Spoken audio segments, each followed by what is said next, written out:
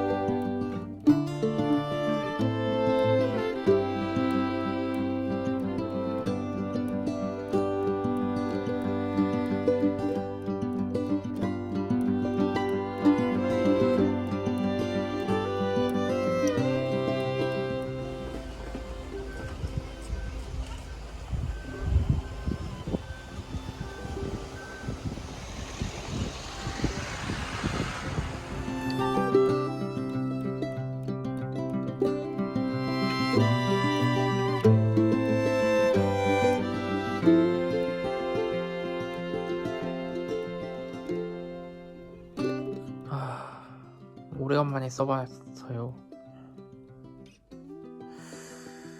약간 작아졌네. 살짝 작아졌어요. 제가 오늘 이 컨텐츠를 다시 찍는 이유는 이겁니다. 정의롭게 살고 싶어요. 이제 사회 정의 구현. 서귀포 80과 친구들, 맛집 유튜버 49명의 이웃.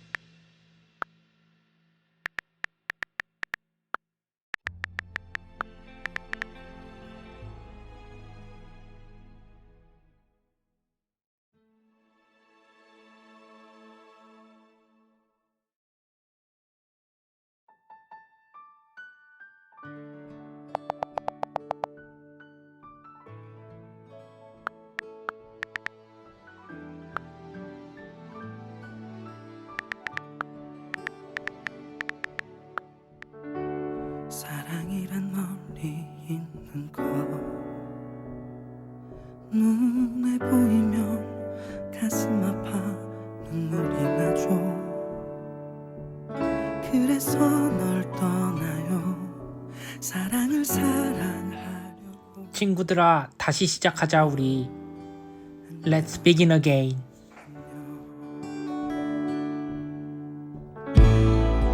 나를 잊지 말아요.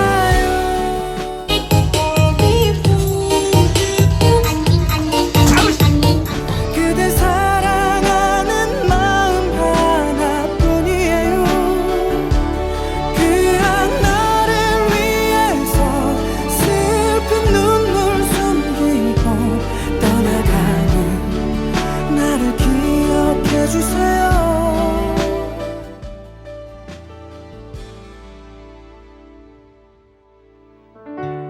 나를 잊지 말아주세요.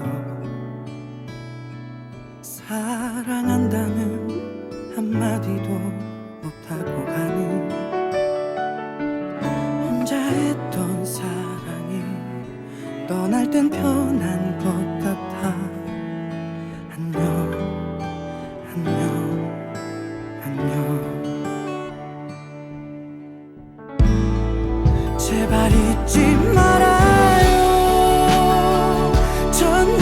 사람